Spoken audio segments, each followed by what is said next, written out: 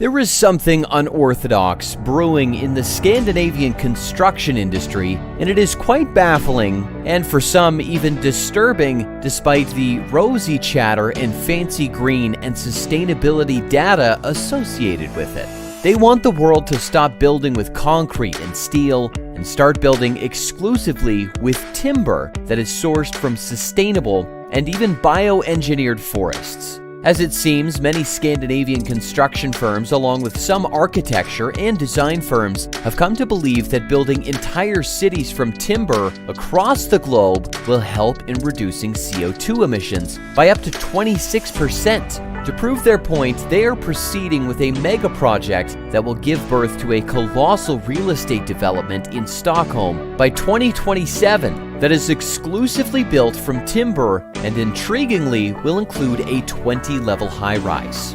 What on earth are they building? Is cutting down sustainable forests to obtain timber a green sustainable solution, as they say? And how will they build a modern city-town, including high-rises, using only timber? Let's start with some details about this project. Wood City is set to replace an old industrial zone called Sickla in the southern parts of Stockholm. This area has been nothing but an eyesore for beautiful Stockholm because it is full of former factory buildings, parking lots, and other hideous and old plain structures. The development will commence in 2025 and finish in 2027. It will cover approximately 62 acres, making it the largest mass timber development in the world. The development will include 7,000 new offices, 2,000 new housing units, a mall, numerous restaurants, retail outlets, and pretty much everything a person would need within a 15-minute walk at the most. The construction process is not experimental since the builder, Atrium Lundberg, owns a 20-story timber high-rise nearby and is planning to build another one in Wood City. However, most buildings will range between 3 and 5 levels, since the city is designed to give people a serene sense of living in a small modern town that is forest-like and dominated by woody scents. Mind you that for most people, woody scents result in good emotions that are warm, earthy, and reassuring. In fact, woody scents form the most important base notes to many famous fragrances, which are built on underlying notes of bark, moss, and wood oils. A new subway line will be opened in the area to connect Wood City to the center of Stockholm. The final product will be a dense, green city area with circular and sustainable principles built into the whole ecosystem. Another benefit from this development is the addition of office space in an area that is known for workplace shortages. Now, before we tell you about other details such as construction methods, fire safety, and unique features including energy conservation, let's tackle the elephant in the room. Is sustainable timber a realistic replacement for concrete and steel? The reason why they call sustainable timber a green building material has to do with the fact that the most commonly used building materials these days are concrete and steel, which are very dirty and make construction and related supply chains one of the biggest emitters of CO2. Meanwhile, sustainable timber relies on planting more trees than cutting them, and as you already know, more trees can mitigate climate change effects while cleaning out air from CO2 and other pollutants too, since many types of trees also absorb toxins from the air. It is important to clarify here that Wood City will be built from timber that is sourced solely from sustainable forests. This means that it is coming from forests where more trees are planted and growing than removed, and/or new commercial forests that are designed as a source of sustainable timber. By the way, just to remove any confusion, wood becomes timber once it is treated and prepped as a construction material. So is sustainable timber a feasible and green replacement for concrete and steel on a global scale? The answer is complex because such an endeavor would require hundreds of billions of dollars in investments from both the private and public sectors in 3 things: protecting existing forests across the globe while ensuring that more trees are planted than cut, planting billions of bioengineered trees that grow rather fast, specifically for timber sourcing, and securing sustainable water resources. Mind you that water is a huge issue because in many parts of the world, achieving sustainable forests requires the construction of dams, artificial rivers, mega wastewater treatment plants, advanced irrigation systems, desalination plants, and green power sources such as solar, wind, and blue energy farms.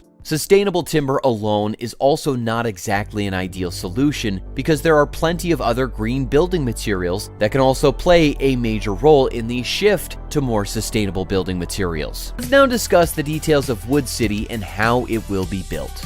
We can tell from renderings for Wood City that it is almost entirely made from timber, with plenty of large glass and wood facades, keeping a primarily rectilinear form. The ground level of most buildings features large spanning glass that opens interior lobbies to sunlight, which is crucial for energy preservation, while windows on upper floors are recessed within the logic of the wooden grid structure. The balcony and terrace spaces feature plenty of plants, while the streets are lined with trees and open concept dining outlets and cafes that resemble gardens. The streets are designed to be pedestrian and cycling friendly, with plenty of green space for socializing. To construct modern structures exclusively from timber, special engineering tricks must be applied to ensure fire safety, energy conservation, strength, and preservation of water and moisture-related damages that also causes mold and termite infestations. Once a part of a sustainable forest is cut off, the wood is transferred via mostly electric trucks to advanced factories that are powered by renewables and equipped with all sorts of machines that process the timber into different sizes and shapes as needed. Mind you that many of the buildings have concrete foundations. Additionally, the walls, floors, columns, structural beams, and most other parts are made inside the factory and then shipped to the site for assembly. In a nutshell, they are prefabricated buildings. They are using mostly cross-laminated timber and laminated veneer lumber because these types of wood are quite resilient and can handle immense pressure, thus enabling the construction of higher buildings.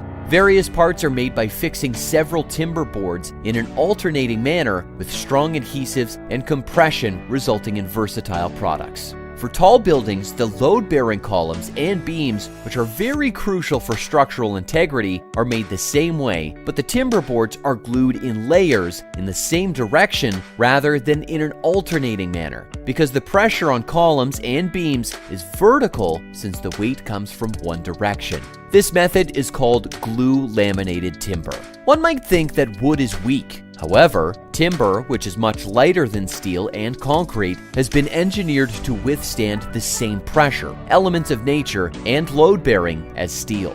The advancements in technology today enable engineers to build timber high-rises up to 80 meters tall, and they are aiming for higher.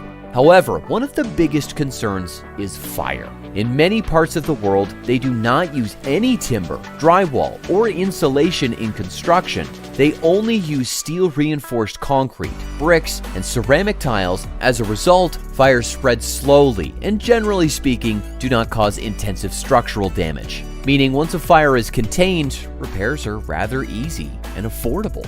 However, as history tells us, structures made from timber and buildings with plenty of standard non-fireproof drywalls and insulation or wood floors burn faster, and the structural integrity is easily compromised, leading to expensive repairs or demolition. And even though fire retardants are now used to make timber less flammable, while other technologies such as fire-resistant plasterboards, along with standard fire sprinklers, can and do make timber structures quite safe, the fact remains that a building made from concrete slabs and columns, brick walls, ceramic floors, and no drywall is safer than steel-only structures and much, much safer than timber-based buildings. This fact, coupled with the colossal costs associated with shifting to timber as a replacement for concrete and steel, means that Wood City and similar projects are only feasible, green, and viable in the most rich nations with deep pockets, plenty of sustainable forests, and endless water resources. Thank you for watching, and please do share, like, subscribe, and feel free to share your thoughts with us in the comments section.